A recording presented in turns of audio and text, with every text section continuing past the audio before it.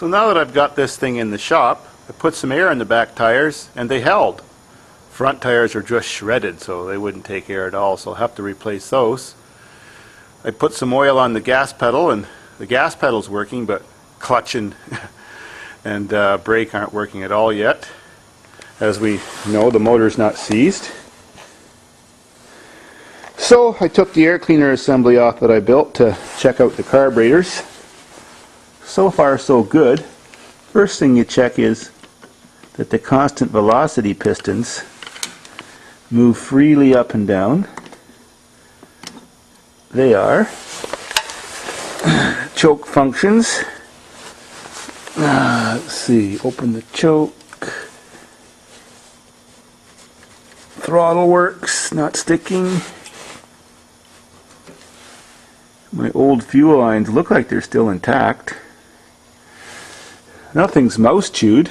Now I've got to pop a bowl off a carburetor and see how bad it is inside. There's no gas in the tank, so that's a good sign.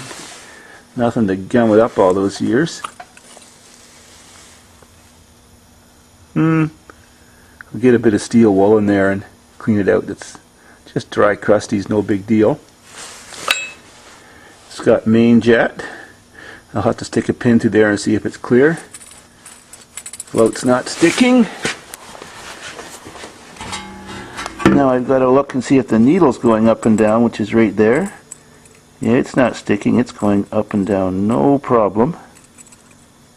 Okay. Carbs don't look that bad. It was covered, you know.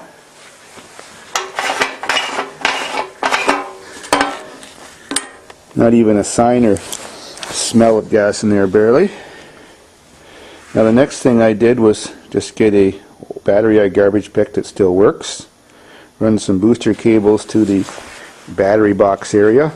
Those are the two sides of the battery box. Hooked up to the positive and negative wires, as I don't happen to have a, what is it called, a 12N9 motorcycle battery for this thing. Do have the key. Things are sounding good. Still got the same old oil in it, I guess. I guess I better check the oil.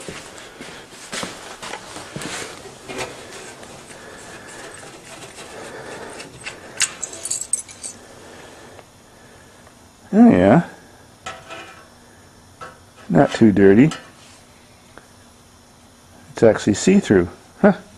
Well, if it can stay in the ground 65 million years, it's good enough for me. I'm sure it's been in this machine for at least the last 25 years or more since I last changed it. Level's right. Now I've just unhooked the spark plug wires from the engine and stuck two random spark plugs on each side just for a spark test. Coils look intact. So let's crank her and see. No spark there. No luck. Well, if you look inside this air scoop, I believe that's where the points and condensers, well, I mean the points are, the condensers are at the back, so I'll have to take that cover off, and the air scoop too, and do my typical point sanding and seating technique. That's probably all it needs. Back to the carbs, I've got a little tiny brass pin.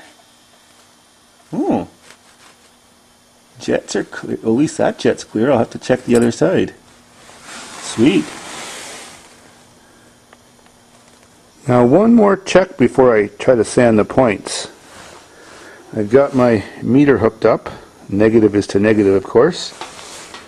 And I'll see with the key on position if there's power, at least positive, going to the coil. Yeah, I guess there is. So it definitely has to be a point sanding problem. Well, next step. Got the side cover off. Now you can see the old motor. Now for that little cover. Huh. Comes out no problem. Gotta love your Hondas. There they are. The old-fashioned points and condenser system. Now I just got to sand there and there and check the gap.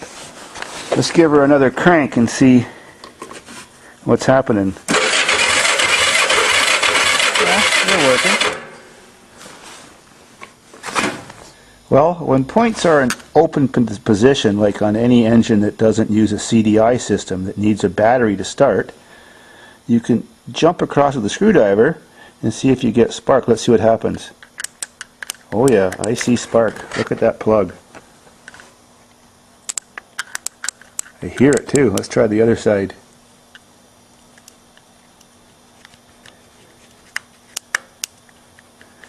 Yeah, I can hear the snapping. So, definitely is just points. They're dirty. Best sandpaper to use? Well, it comes in different brands, but it's basically called silicon carbide. It's the black stuff. It's the hardest. It does the best job for sanding points. So you tear a little strip off, fold it over so there's a bristly side on both sides, shove it into points and sand back and forth, like so. And just open them up a little bit, shove it in and start sanding. You may even want to rotate the engine so that they come closed and pinch your sandpaper harder and just keep working it like that and straighten back and forth.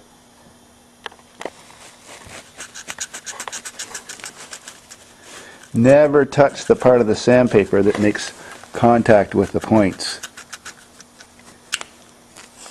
Now the other side.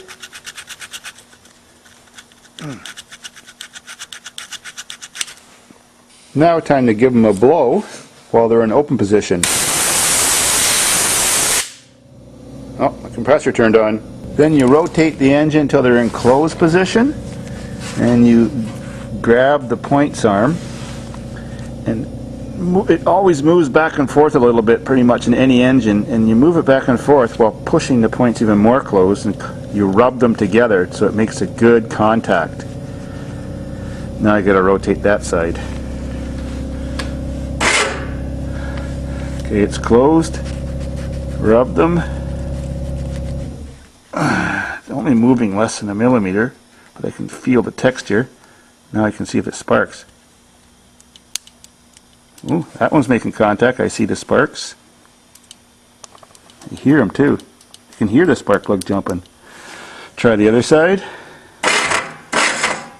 Oh, I think that's closed. Let's see if it sparks. Ooh, that's working good. I think she's ready to fire up as soon as I clean that bowl out. Add some gas. So, final test. Turn the key on. Crank the engine and check for spark. Huh. Oh yeah, there's spark.